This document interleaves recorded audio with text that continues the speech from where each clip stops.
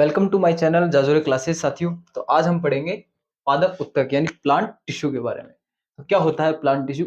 हमने इससे पिछली वीडियो में पढ़ा था कि उत्तक क्या होते हैं, उत्तक के प्रकार होते हैं। आज उन्हीं प्रकारों की शुरुआत की है। पादप उत्तक क्या होते हैं, पादप उत्तक कितने प्रकार के होते हैं, उनके बारे में पढ़ेंगे। तो पादप उत्तक क्या है कि उत्तकों के विकास के आधार पर पादप उत्तकों को दो वर्गों में विभाजित किया गया है। उत्तक के विकास के आधार पर पादप उत्तकों को दो वर्गों में विभाजित किया गया है। पहला है विभजोतक यानी मेरिस्टेमेटिक टिश्यू और दूसरा है स्थायी उत्तक यानी कि परमानेंट टिश्यू। दो प्रकार के उत्तक होते हैं पादप उत्तकों में, एक विभजोतक और एक स्थायी उत्तक यानी कि मेरिस्टेमेटिक टिश्यू और दूसरा परमानेंट टिश्यू। तो हम पहले पढ़ेंगे विभजोतक। तो विभजोतक क्या होता है कि विभजोतक नाम सर्वप्रथम नेगली एक वैज्ञानिक था जिसने दिया। नेगली नामक वैज्ञानिक ने सन 1858 में दिया। विभजोतक जो नाम था, जो शब्द था, ये सर्वप्रथम किसने दिया? नेगली ने दिया 1858 में। यह कोशिका का विभाजन में सक्रिय होता है। जो उत्तक है विभजोतक, ये क्या होता है? कोशिका विभाजन में सक्रिय होता है। इसकी कोशिकाओं के विभाजन से बनी संतति कोशिकाओं में से कुछ स्थायी उत्तकों के रूप में बदल जाती हैं तथा कुछ विभाज्य बनी रहती हैं और पादप के अंगों का निर्माण व वृद्धि करती हैं। जिसमें मुख्य बात है इस परिभाषा में, उसमें यह है कि अंगों का निर्माण व वृद्धि।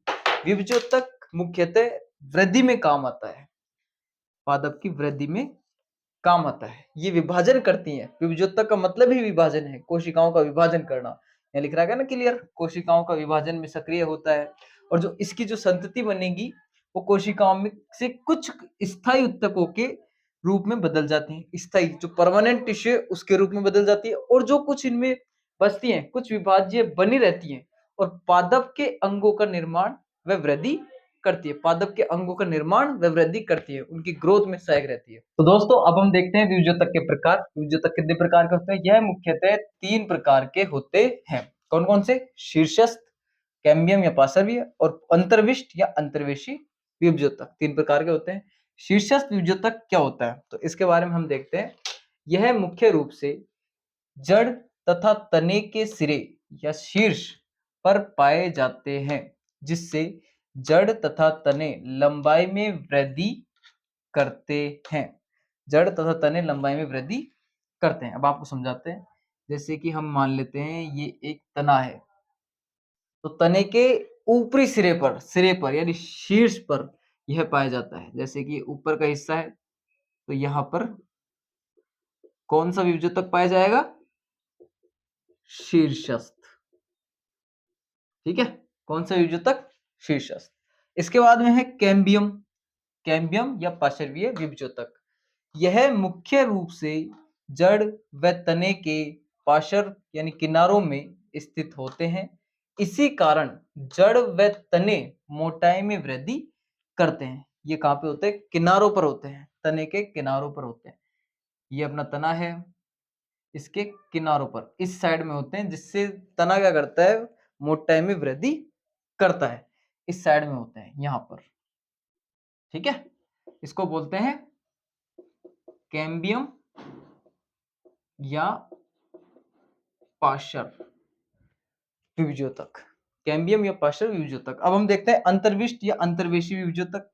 इस उत्तक से पादप की शाखाओं का निर्माण होता है। कौन कौन सी शाखाओं का? यहां से देखते हैं। ये अपना तना है तो इससे शाखाओं का निर्माण होता है। जैसे ये शाखा जा रही है कोई भी, तो यहाँ पर जो विभजोतक पाया जाएगा वो कौन सा होगा? अंतर्विष्ट या अंतर्वेशी विभजोतक। कौन सा पाया जाएगा? अंतर्विष्ट या अंतर्वेशी विभजोतक। तो हमने तीनों देख लिए हैं। शीर्षस्थ कहाँ पाया जाता है? तने के शीर्ष पर। कैम्बियम कहाँ पाया जाता है? तने के किनारों पर, पार्श्व में। और अंतर्विष्ट कहाँ पाया जाता है? शाखाएं, जहां से शाखाएं निकल रही हैं पादप की, वहां पर। शीर्षस्थ, कैम्बियम या पार्श्व, अंतर्विष्ट या अंतर्वेशी। तो दोस्तों अब हम देखते हैं स्थायी उत्तक। स्थायी उत्तक आखिरकार क्या होता है? स्थायी उत्तक परिपक्व कोशिकाओं का बना होता है। वे कोशिकाएं जो विभाजन की क्षमता को खो चुकी है, यानी परिपक्व हो चुकी है, उनका निर्माण पूरा हो चुका है, तो वो क्या होती है, विभाजन की क्षमता खो चुकी है। इनको क्या कहते हैं, स्थायी उत्तक। ये दो प्रकार के होते हैं, कौन कौन से, सरल स्थायी उत्तक और जटिल स्थायी उत्तक, यानी सिंपल परमानेंट टिश्यू और कॉम्प्लेक्स परमानेंट टिश्यू। ठीक है, अब पढ़ते हैं हम सिंपल परमानेंट टिश्यू यानी सरल स्थायी उत्तक।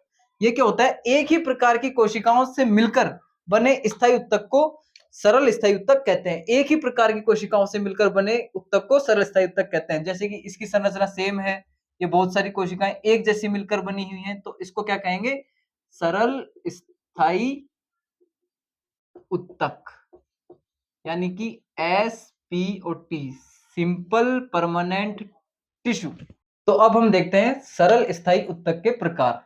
यह मुख्यतः तीन प्रकार के होते हैं। एक होता है मृदुतक पैरेन्काइमा, स्थूल कोणोत्तक यानी कोलेनकाइमा, और एक होता है तीसरा दृढ़ोत्तक यानी कि स्क्लेरेनकाइमा। उसको अभी पढ़ेंगे हम थोड़ी देर में। यह, अब सबसे पहले पढ़ते हैं मृदुतक यानी पैरेन्काइमा क्या होता है। यह पतली कोशिका भित्ति वाली सरल कोशिकाओं का बना होता है। ये कोशिकाएं जीवित होती हैं। इस प्रकार के उत्तक की कोशिकाओं के मध्य काफी रिक्त स्थान पाया जाता है, जिन्हें अंतरा कोशिका स्थान कहते हैं। इन कोशिकाओं के मध्य एक रिक्त स्थान पाया जाता है, जिसे क्या कहते हैं, अंतरा कोशिक स्थान। ऐसे होते हैं ये, जैसे ये कोशिकाएं हैं, एक मिनट, ये कोशिकाएं हैं, इन कोशिकाओं के मध्य एक रिक्त स्थान ये रहा, एक ये रहा और एक ये रहा। इन रिक्त स्थानों को कहते हैं अंतराकोशिक।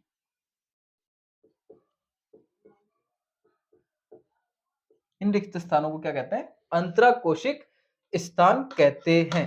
यह उत्तक प्राय भोजन का संभंडारण करता है। ये क्या करता है, भोजन को इकट्ठा करने का काम करता है, स्टोर करने का काम करता है। क्या करता है, भंडारण, किसका, भोजन का, यानी खाद्य पदार्थों का भंडारण करता है। इसके बाद चलते हैं स्थूल कोणोत्तक यानी कोलेनकाइमा पर।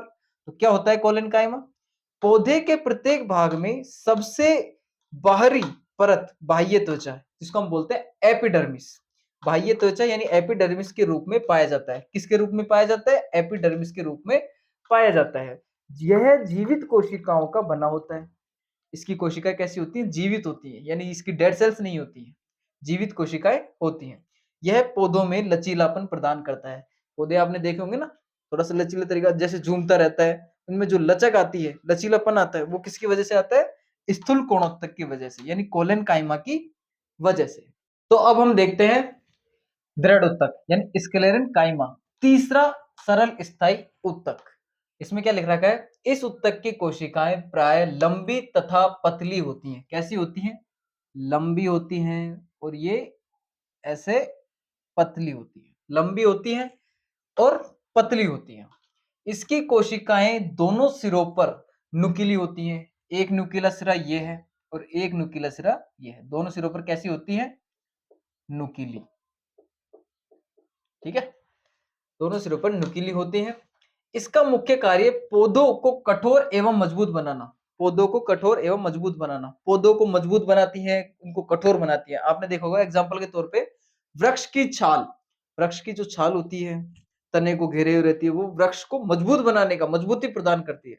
और आपने देखा होगा अखरोट के छिलके, अखरोट का जो छिलका होता है, जो बहुत टाइट होता है बाहर से, उसको तोड़ने से भी नहीं फूटता है वो कई बार। तो अब हम देखते हैं जटिल स्थायी उत्तक, स्थायी उत्तक का दूसरा भाग। अभी हमने पढ़ा था सरल स्थायी उत्तक, और अब हम पढ़ रहे हैं जटिल स्थायी उत्तक। तो क्या होता है, CPT, कॉम्प्लेक्स परमानेंट टिश्यू। देखते हैं, एक से अधिक प्रकार की कोशिकाओं से मिलकर बने स्थायी उत्तक को जटिल स्थायी उत्तक कहते हैं। स्थायी उत्तक जो एक से अधिक प्रकार की कोशिकाओं से मिलकर बना हो, ये ऐसा भी हो, छोटा सा भी ही कोशिका हो, फिर बड़ी हो, कोई छोटी हो, कोई ऐसी हो, बहुत सी कोशिकाएं जो अलग अलग प्रकार की हैं, उन सभी से मिलकर बने स्थायी उत्तक को, परमानेंट टिश्यू को क्या कहते हैं, जटिल स्थायी उत्तक यानी CPT, कॉम्प्लेक्स परमानेंट टिश्यू।